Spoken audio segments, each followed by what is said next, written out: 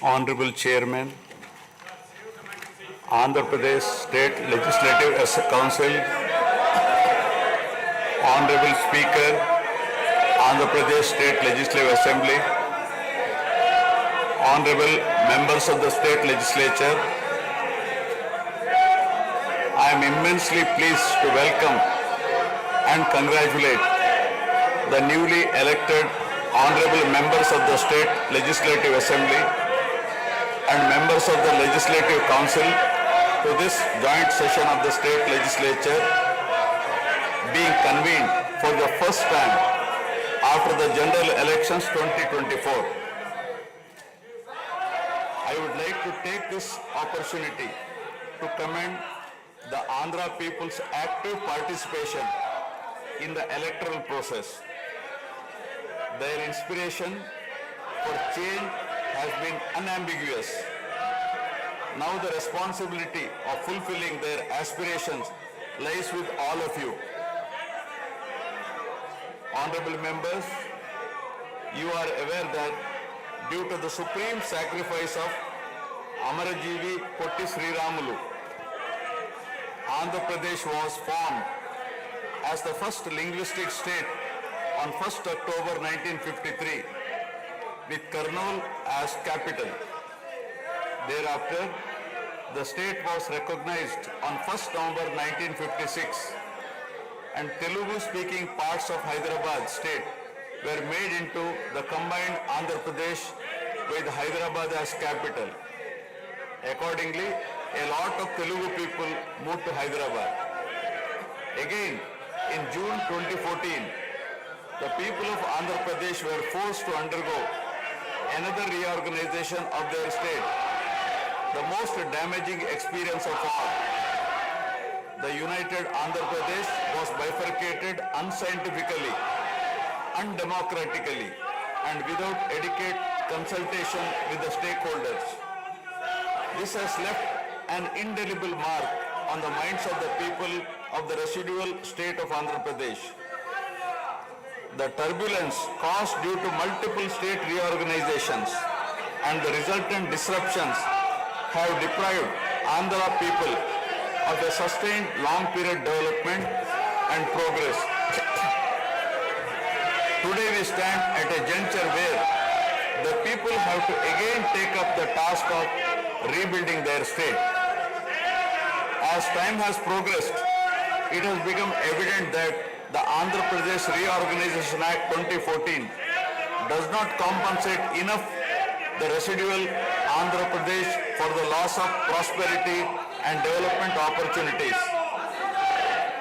The state bifurcation has imposed an unprecedented strain on the economy of the state.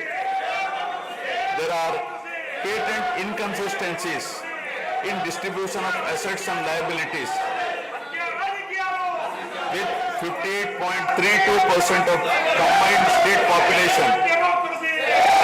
The unscientific bifurcation caused the state to inherit only 46% of the resources, financial loss on account of loss of Hyderabad city, disproportionate debt burden, loss of access to public institutions, loss of national institutions, Government of India PSUs, and institutions of higher learning, etc.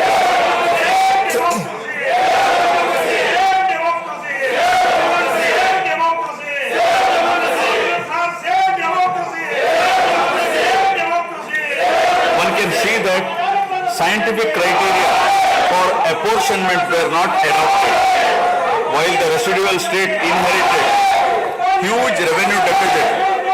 Debt was shared on population basis, assets on location basis, power sharing on consumption basis, and worst of all, educational institutions with no basis. All these factors led to the structural change in economy with reduction of service sectors from 51% to 44%. The per capita income too fell from 1,06,176 for the combined state to rupees 93,121 for AP. Notwithstanding the adverse impact of the state bifurcation and undaunted by challenges such as budgetary constraints, infrastructural deficiencies and unresolved issues, the government converted every crisis into an opportunity during the period 2014 to 19. The government had laid a solid foundation for vibrant sunrise Andhra Pradesh.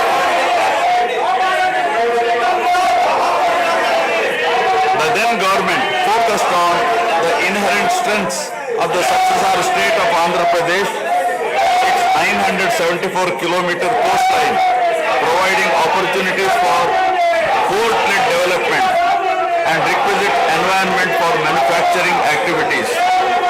The fertile river plains supporting agriculture and allied activities, the passing of 3 industrial corridors through the state, the rich natural and human resources. A reflection on the state's performance during the 5-year period of 2014 to 19 gives a clear picture of the balancing act between development and welfare.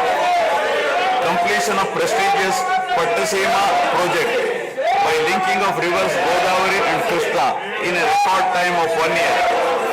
Completion of 72% of Polavaram project so that it could be made fully operational by 2021. Prioritization of other irrigation projects, drought proofing measures, real-time governance, development of Amaravati region through land pooling, construction of new secretariat and legislature building are a few examples worthy of mention. All the milestones achieved during 2014 to 19 were possible because of the visionary leadership of Shri Nara Chandrababu Naidu.